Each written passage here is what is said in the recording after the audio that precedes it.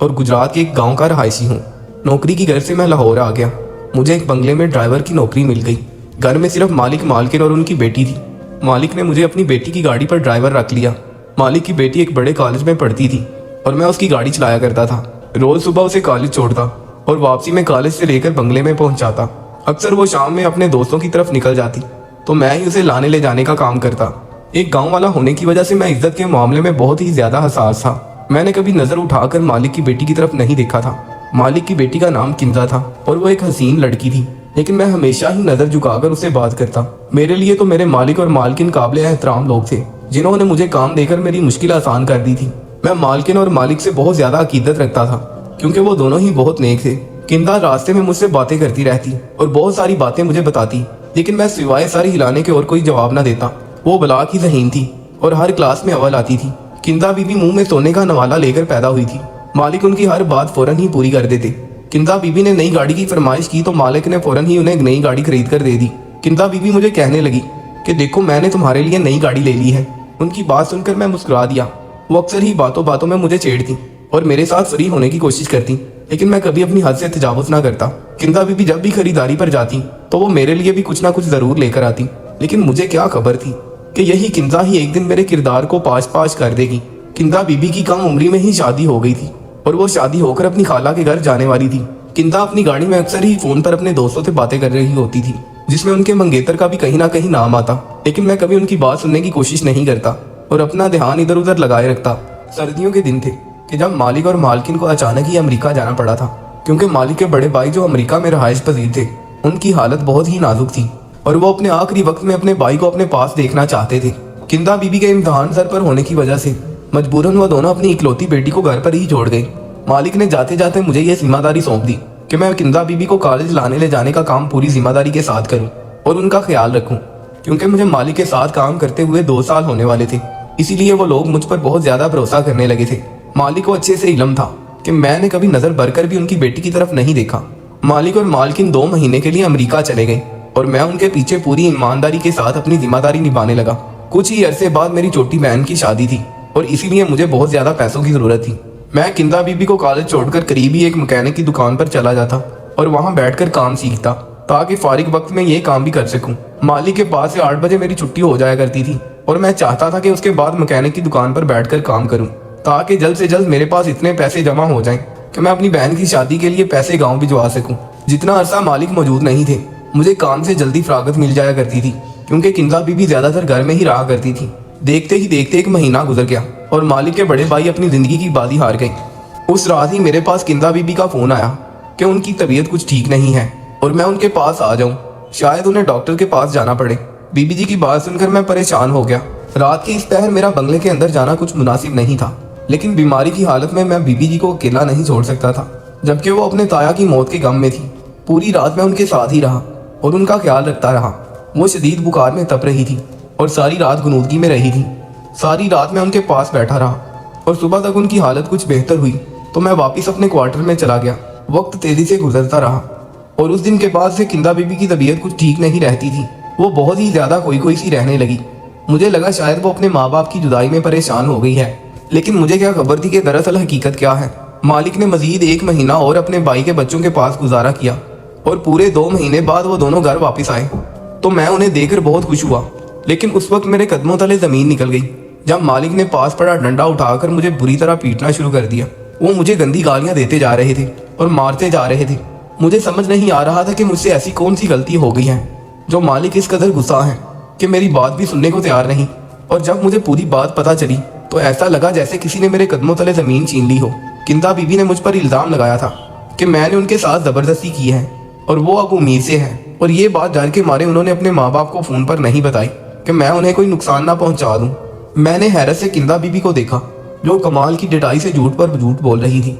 मैं तो किंजा बीबी को बहुत ही सीधा साधा और मासूम समझता था, लेकिन उन्होंने तो मेरे किरदार को दागदार कर दिया था। मालिक मेरी कोई बात सुनने को राजी नहीं था और किंजा बीबी अपने झूठ से पीछे हटने को तैयार नहीं थी। वो कह रही थी कि जिस रात ताया का इंतकाल हुआ उनकी तबीयत ठीक नहीं थी। उन्होंने मुझे कमरे में बुलाया था। उन्हें लगा था कि शायद उन्हें डॉक्टर की जरूरत है, लेकिन मैं अस्पताल ले जाने की बजाय उनके साथ गलत काम कर बैठा। मालिक ने पुलिस को बुलाकर मुझे जेल में डलवाने का फैसला किया था, लेकिन किंजा बीबी ने उन्हें रोक दिया था किंदा ने अपने वालिद को कहा कि ऐसा करने से उनकी इज्जत पर आंच आएगी।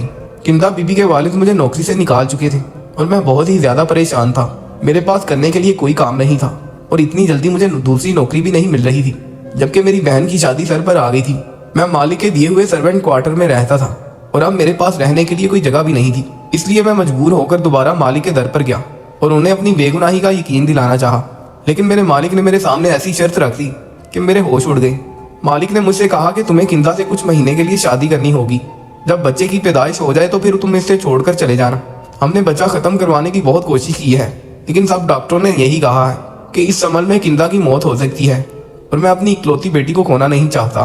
किंदा का मंगेतर भी उसे छोड़कर चला गया और इससे पहले के ज़माने में हमारी बदनामी हो, हम किंदा को तुम्हारे साथ रुखसत कर देंगे और तुम इसे अपने साथ अपने गांव ले जाना। जब बच्चे की पैदाइश हो जाएगी तो इसके बाद हम किंदा को वापस ले लेंगे। मैं जानता था कि ये बच्चा मेरा नहीं है और किंदा ने झूठ बोला है, लेकिन इसके बावजूद मैं इस पर राजी हो गया था क्योंकि मुझे अपनी बहन की शादी के लिए पैसों की ज़रूरत थी और इतने पैसे फिलहाल मुझे सिर्फ मेरे मालिक ही दे सकते थे। इसीलिए मैंने किंदा से शादी करने के लिए हामी भर ली और उसके साथ निकाह करके उसे गाँव ले आया। किंदा बहुत खामोश थी। मैंने भी गाँव पहुँचने तक सारा रास्ता उससे कोई बात ना की थी। निकाह के फौरन बाद हम दोनों गाड़ी के जरिए गाँव आ गए थे।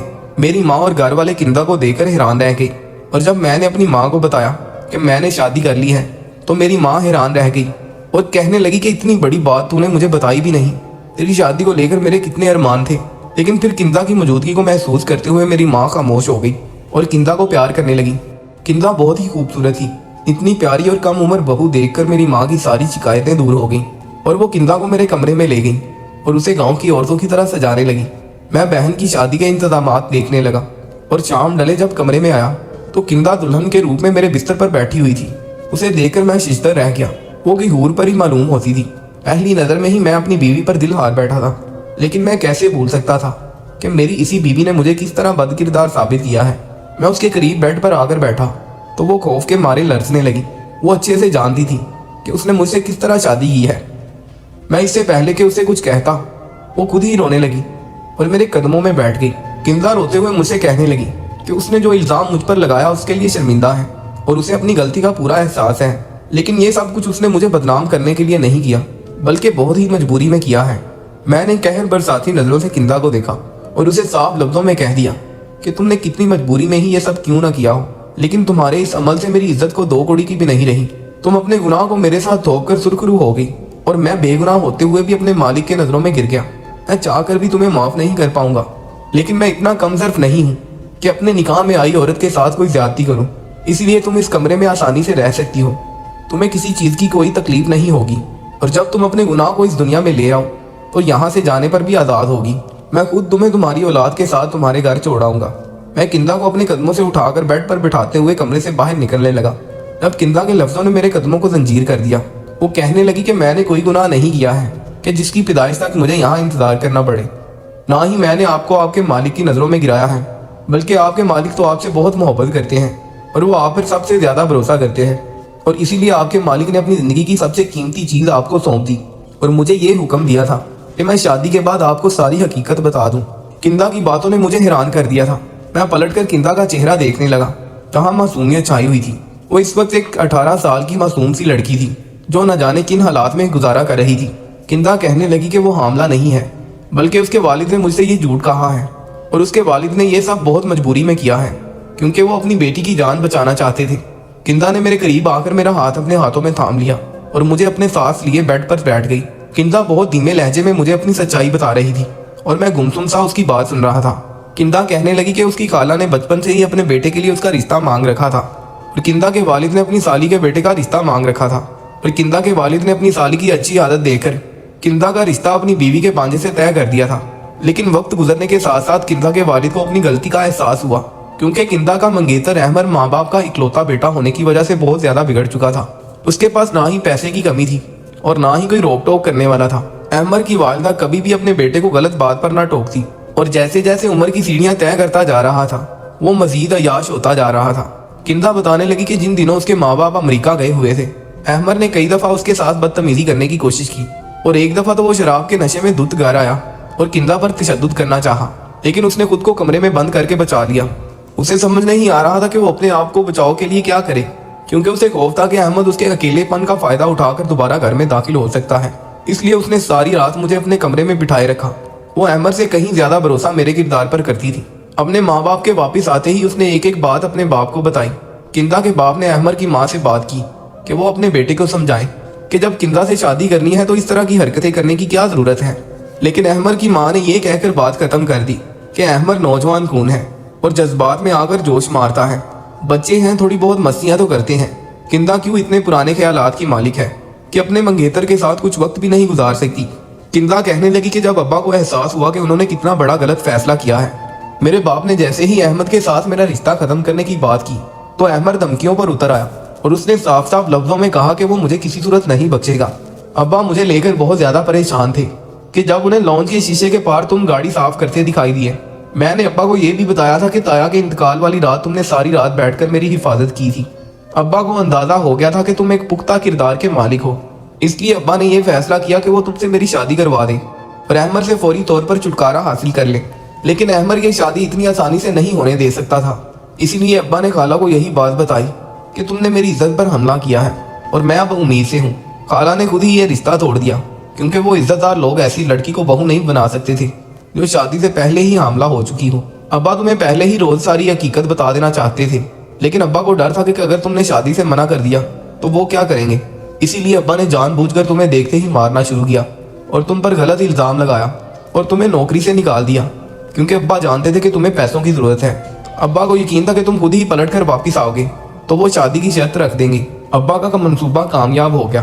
तुम चाहो तो मैं ये बात साबित कर सकती हूँ कि मैं हामला नहीं हूँ और ना ही किसी नामहरम ने मुझे कभी हाथ लगाया है। बहुत मजबूरी में अब्बा ने मुझे तुम्हारे निकाह में दे दिया है और मैंने अपने पूरे दिल से तुमसे निकाह किया है क्योंकि मैं खुद भी तुम्हारी अच्छाई की गवाह हूँ। हो सके तो मुझे और मेरे बाप को बस एक झूठ के लिए माफ कर दो। किंदा की आंखों से आंसू टपक रहे थे और मुझे उन आंसुओं में एक बाप बेटी की बेबसी दिखाई दे रही थी। मैंने किंदा को फारिग नहीं किया बल्कि अपने सीने से लगा लिया था। वो एक बहुत ही प्यारी लड़की थी जिसे शायद खुदा ने इसी तरह मेरे नसीब में लिखा हुआ था।